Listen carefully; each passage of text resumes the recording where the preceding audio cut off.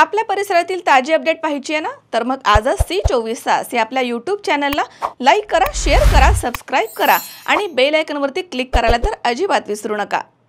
असंख्य योन्यांमधनं मिळालेला मानवजन्म हा मोठा लाभ आहे आणि या जन्मात सतत चांगल्या गोष्टी घडवत राहिलं पाहिजे। यातही स्त्री जन्म मिळणं हे आणखीनच भाग्याचं, कारण स्त्रीमध्ये ममत्व असतं, पिढ्या घडवण्याची ताकद असते। दुधात मिसळलेलं पाणीही राजहंस ओळखतो आणि शुद्ध दूध वेचून घेतो। तसेच आपणही जीवनामधील चांगल्या गोष्टी निवडत पुढे जाणारे राजहंस व्हावं, असं मत ज्येष्ठ समाजसेविका पुष्पा नडे यांनी व्यक्त केलंय। जाधवर ग्रुप ऑफ इन्स्टिट्यूट्स यांच्या वतीनं 7व्या आदर्श माता पुरस्कार विमला भंडारी, कुशावर्ता गीते, प्राध्यापक डॉक्टर ज्योत्स्ना एकबोटे यांना नरहे येथील संस्थेच्या सभागृहामध्ये प्रदान करण्यात आला। तर यावेळी माजी महापौर ॲडव्होकेट कमल व्यवहारे, अक्षरधाम मंदिर पवईचे विश्वानंद परमहंस सद्गुरू स्वामी, जितो एपेक्स इंटरनॅशनलचे विजय भंडारी, तौरल इंडियाचे संस्थापक भरत गीते, तसेच प्रोग्रेसिव्ह एज्युकेशन सोसायटीच्या उपकार्यवाह प्राध्यापक डॉक्टर निवेदिता एकबोटे, संस्थेचे अध्यक्ष प्राचार्य डॉक्टर सुधाकर जाधवर, उपाध्यक्ष ॲडव्होकेट शार्दूल जाधवर, खजिनदार सुरेखा जाधवर आदी या ठिकाणी उपस्थित होत्या। सन्मानपत्र, सन्मानचिन्ह, साडी चोळी, पुणेरी पगडी असं या पुरस्काराचं स्वरूप होतं। संस्थेच्या खजिनदार सुरेखा जाधवर यांच्या वाढदिवसानिमित्त दरवर्षी या कार्यक्रमाचं आयोजन या ठिकाणी करण्यात येतं। पाहिलं तिथं प्रत्येक मंचावरती बसलेल्या व्यक्तीच्या प्रत्येकाच्या मनामध्ये असते ती म्हणजे आईची प्रतिमा। अनेक लोकांची आई ही आता त्यांच्या सोबत असेल, अनेक लोकांची आई या जगामध्ये नसेल, तरी देखील कायमच मला एक गोष्ट त्या ठिकाणी खात्रीशीर सांगावीशी वाटते की पोथी पुराणांमध्ये तर ह्या गोष्टी लिहिलेल्याच आहेत, परंतु आईचे आशीर्वाद हे कधीही आपल्याला सोडून त्याच्यामध्ये जात नाही।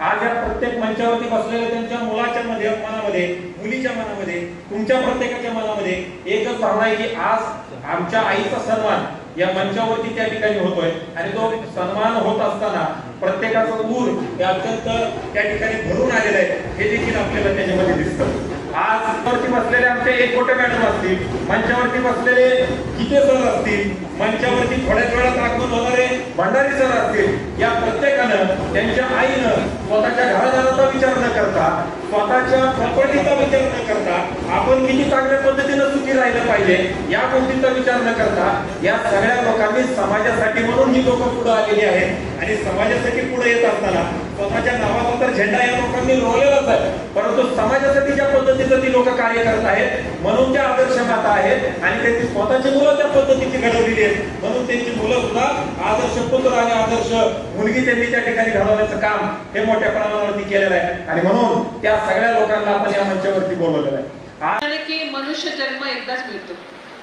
आणि एक योनीतून आपण जन्माला येतो, त्या योनीमधून आपण जर खूप चांगल्या पद्धतीने सत्कार्य केलं असेल त्या योनीमध्ये असताना तर आपल्याला मनुष्य जन्म प्राप्त होतो आणि असा मनुष्य जन्म आपल्याला प्राप्त झालेला आहे खरं म्हणजे। आणि ह्या मनुष्य जन्मामध्ये आल्यानंतर आपण खूप चांगल्या पद्धतीने जे जे चांगलं आहे ते वेचत राहावं आणि ते समाजासाठी करत राहावं। म्हणजे आपण म्हणतोय की मी सगळ्या मुलांना, माझ्या मुलांना पण म्हणते की तुम्ही राजहंस व्हा। राजहंस काय करतो की दूध आणि पाणी जर एकत्र झालं तर तो बरोबर दूध वेचून घेतो। तसं आपण समाजामध्ये चांगले बरे वाईट सगळेच लोक आहेत, पण प्रत्येकामध्ये चांगले गुण हे असतातच, कुठलाही माणूस वाईट नाहीये, त्या वाईटामध्ये सुद्धा खूप चांगले गुण असतात। मला ह्या ठिकाणी ह्या सगळ्या मातृभगिनींचं ह्या ठिकाणी सत्कार करण्याची संधी मिळाली की जाधवर या लोकांमुळे, आणि त्यांना त्यांच्याबद्दल मला खूप अभिमान आहे। त्यांचं हे कार्य असंच सातत्याने पुढे जात राहावं आणि शार्दूलची मनातली इच्छा खरोखर पूर्ण व्हावं, कारण त्याची जी मानसिकता आहे ना तळागाळातल्या मुलांसाठी की त्यांनी पुढे यावं आणि सगळ्यात महत्त्वाचं म्हणजे की समाजातलं वृद्धाश्रम हे बंद व्हावं, हे खूप मला आवडलेलं आहे। मोठी झाली, जे कर्तृत्ववान झाली अशा मातांचा आपण सत्कार या ठिकाणी करत आहोत। आई किती शिकली याला महत्व नाही, आईने किती प्रेम दिलं, प्रेमा स्वरूप आई असा शब्दप्रयोग आईसाठी केलेला आहे।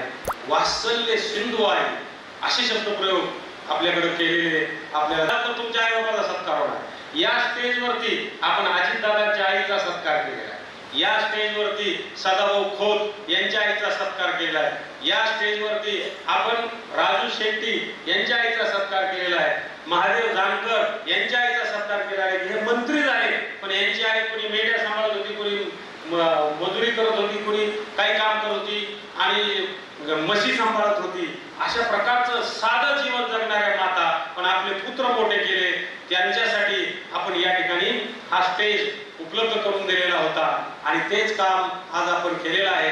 म्हणून सगळ्या मुला मुलींना माझी नम्र विनंती आहे की आपण अशा पद्धतीनं मोठे व्हा, अशा पद्धतीनं काम करा, समाजाचं, देशाचं, स्वतःचं, की आपल्या आईबापांना हा कुणाचा मुलगा आहे, कुणाची मुलगी असं म्हणावा आणि त्यांचा सत्कार अशा पद्धतीनं झाला पाहिजे.